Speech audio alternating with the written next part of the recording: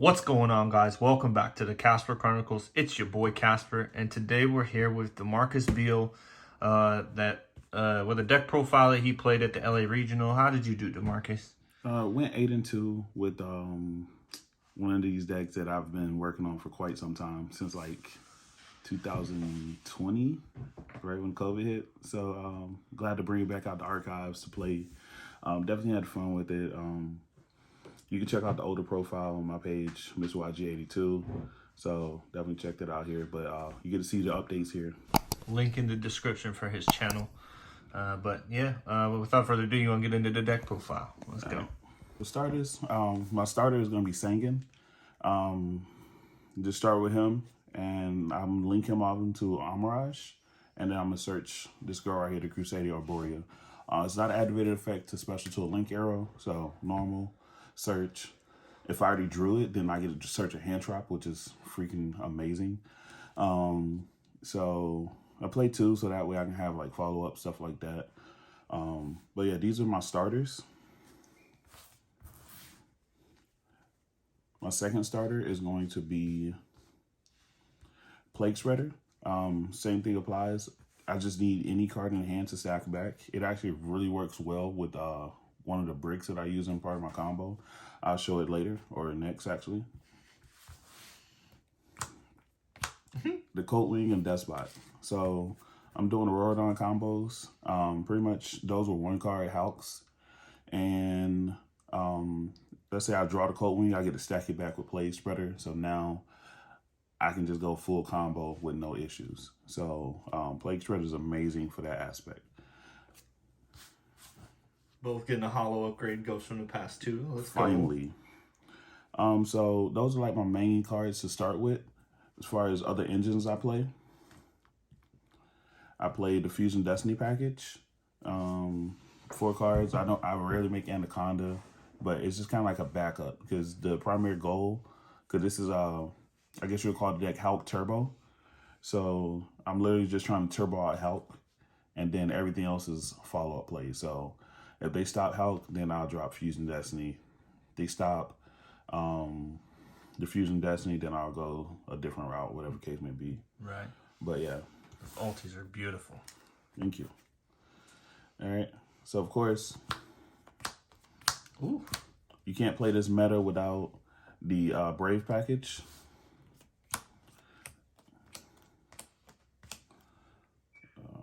Sure. So, I'm playing 2 Fatefuls because of Ghost Ogre and stuff like that. No, I'm not playing the Souls. This is not base. This is just straight up Hulk Turbo. My first and main play is to go Hulk. This is like a secondary play. Then third is going to be the DPE. So I probably should have showed this second, but whatever. So a lot of times I'll just leave this on the board with the Hulk if they stop it. So they Ash Imperm or Veiler the Hulk. Then I'll just set up the token with the Griffin behind it. And then I got a Spicy Tech in my extra deck, the Desert Locust. So I'll tag out in 2 so I can make Baron. So, and rip a card out of hand. So I simplify the game state a lot. But that's how I utilize the adventure package. You got max rarity over there. Yep. So even before this came out, because like I said, I've been working with X since 2020. Said it wrong. But yeah, since so the adventure package just worked really well with the deck because of the Desert Locust and all the other kind of stuff like that. So it just made sense that was the missing piece for the deck. I literally was playing this way before base even was a thing, but you know, you don't get that credit. All right. Power cards for the deck. Foolish, because I can Foolish Plague or the Blue Girl and start going ham. Monster Reborn is just Monster Reborn, and Feather Duster. I'm not trying to lose to Mystic Mind game 1. Mystic Mind is still a card. Or Eldritch. That actually got me a game against Eldritch. I drew it turn 1 and like blew them out. So this engine I play just for like extender. I kind of want to play another Z because it does come up to where you draw a piece, because these are my only targets for the 3 E-Tellies, because I'm not playing Ghost Ogre anymore. So I kind of want to bump up the Z to 2. just so I can have the extra target. But it still worked with the one target, with the two targets. And I just discard the other ones or whatever the case may be. But it's just amazing. I can start my combo without normal summoning. So it is really good. I can also use it as an extender. So if I have E-Telly plus Sanguine, I can end on 3 negates, Vice 2. So E-Telly's just been amazing in the deck. Okay. All right. So for the hand traps, playing 2 Ash and then Ash 2.0 Beal. So enough to say about those. I mean, Ash hits everything. Beal is really relevant in this format, and again, it is Ash 2.0. Like, it covers everything that Ash doesn't cover, and then some. So I played 2 Nibs and 2 Veilers. The Veilers are part of one of my combo lines with the Celine. So I go Hulk into Effect Veiler into Celine, and then I'll OTK from there. Nibiru is just to simplify the game state so I can make it a lot easier to OTK. Even if it gets negated, I at least take negate off the board.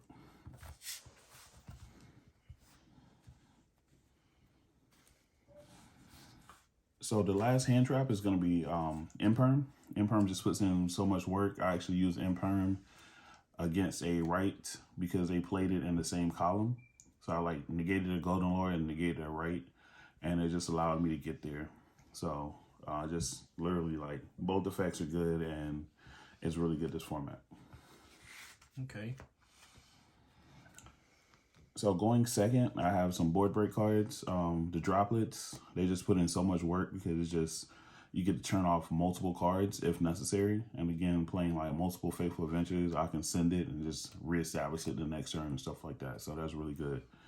And then last but not least, 1 token collector, 1, 2, 3 retaliating C's, and a contact C. The spice. So my theory is, like, I knew I was going into a 10-round regional, and I figured I was going to play against at least 5 Despia, which I actually only played against 3. I played against 3 Despia instead of the 5 that I had predicted. But it was just amazing showing because, like, you played against Rite of Remesia and force them to bounce with Draco back. So now they don't get that free discard to get to Griffin. So they have to bounce it first and then discard something else to get to Griffin. So you make them kind of neg a little bit, but it's still really good because it's not once per turn. So even if they bounce it, as soon as they play another fusion card or anything that specials a monster, you just drop it right back on the field. Everything's getting banished, and if they out it, I can search the contact C. So I can just still end their turn. So it is just really stupid. That's wild. And one of the times I dropped it, I literally, they tried to Imperm my Herald. I was like, negate with Boar Savage, and then they normal summon attacked over. Their main phase 2, as soon as they played their fusion, I dropped retaliating, and then it was just over after that. Then the next turn, I normal summoned Singing that I searched during my combo, and linked those 2 off to make Anaconda. It was like chaining 1-2 search, and it was just like, yeah, I seen enough. So it's pretty crazy. Before I go over the extra deck, you want to go over the matchups? Yeah, you can do that. Okay. So round 1, I played Despia. I 2-0'd them. Round 2, I played Sharks because that was a deck that I played. I also 2-0'd them because I knew what they were trying to do. They were trying to special cook and like deck me on and stuff like that. I also played against Eldritch round 3. I 2-0'd them as well, like game 1. Like after they set up their whole board and stuff, I think it was like turn 3, I drew Feather Duster and just blew them out and OTK'd them that turn. So Feather Duster main deck is awesome. Round 4, I played against another Despia, 2-0'd them as well. Round 5, I'm at like table 3 at this point, and I play against Dragon Link, and I played like 19 starters, as you can see, like, and I didn't draw any in 2 games. So that was kind of unfortunate. Literally, like, I normal summoned one of my 2 effect Veilers, linked it into Amirage, Monster Reborn it back to make Hulk just to get it Imperm. So it was a struggle. Game 2, similar. I summoned Madam Spider, linked it, and then Special Crusadia, and that one got gambled or something. So it was just like, it was it was so bad. Like, I had no extenders, no real plays against the Dragon Link, and that was really unfortunate. Then I played against another Despia right after that. 2-1, they forced a game 3, surprisingly. And then I played against Invoked the next round, I think it was round 7, and I just squandered that. Like, game 1, I had the hand traps. I had 3 hand traps against them, and I just threw them all at the wrong time. It just, I don't know if it was just too late in the day, whatever the case may be, but I shouldn't have lost that. I did force a game 3, and then I lost game 3 because they just had full combo, and I drew 0 hand traps game 3. So that was very unfortunate. And I even sided in hand traps, so the fact that I had that many hand traps and I didn't see any, it was wild. And that was round 7. So round 8, I played against Virtual World 2-1. They forced a game 3, and I got there. Round 9, I actually played against Prank Kids, and I actually beat them in time because of Cupid Pitch. So that's pretty good. And then last round, I played against Eldritch, and game 1, they got rolling a little bit too quick, and I couldn't out their stuff. And so they got game 1, game 2.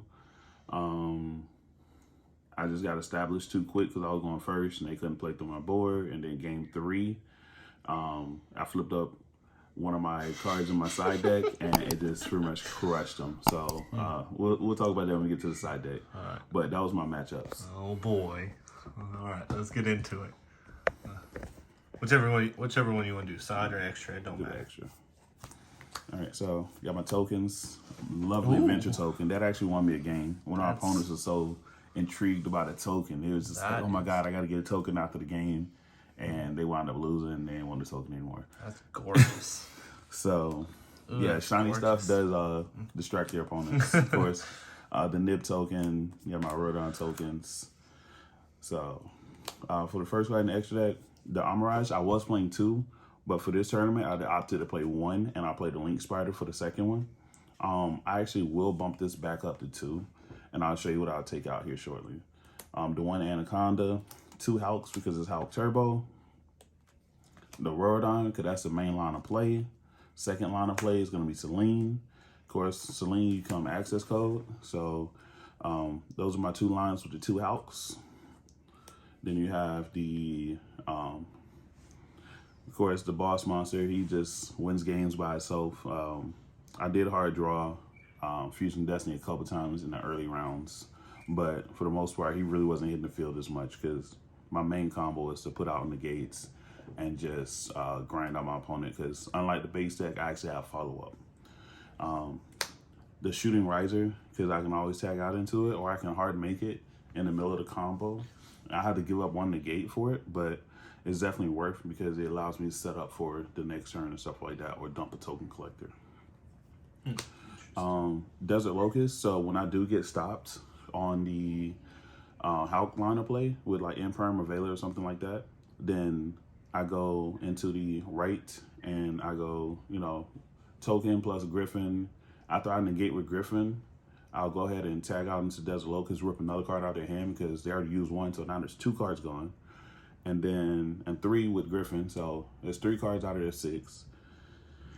So I'll make a Baron, and I got 1 more negate. So now that's 4 cards out that are accounted for, and I only use essentially 1 card to do all this because I have 1 card starters. So I'm more than likely still have a hand trap or 2. So putting it on the simplified game state. So if you hand trap me on the Hulk, then just know if I have the Brave package, you just lose that game.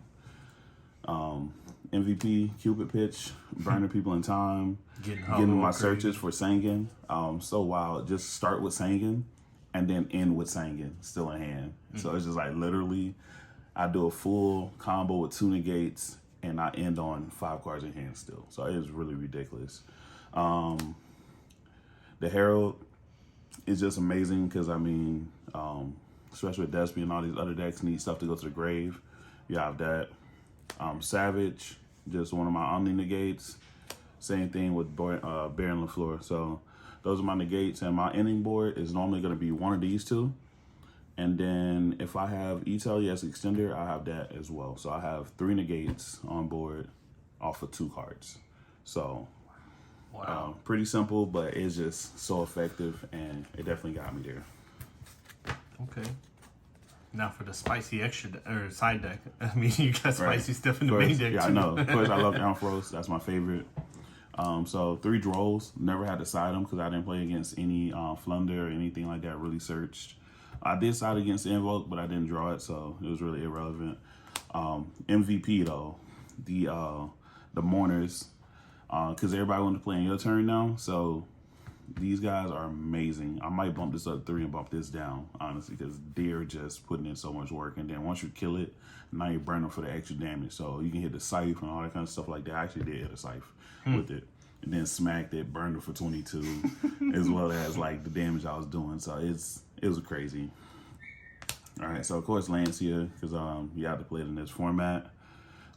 Here's some of the first spice. So Necro Banshee and Zombie World, because I can make Shooting Riser mid combo, just dump the Banshee, and then on their turn just banish the Banshee, play Zombie World, and that literally shuts out Flunder. It shuts out Try, and Dragon Link. It makes them play really bad because they don't have dragons down.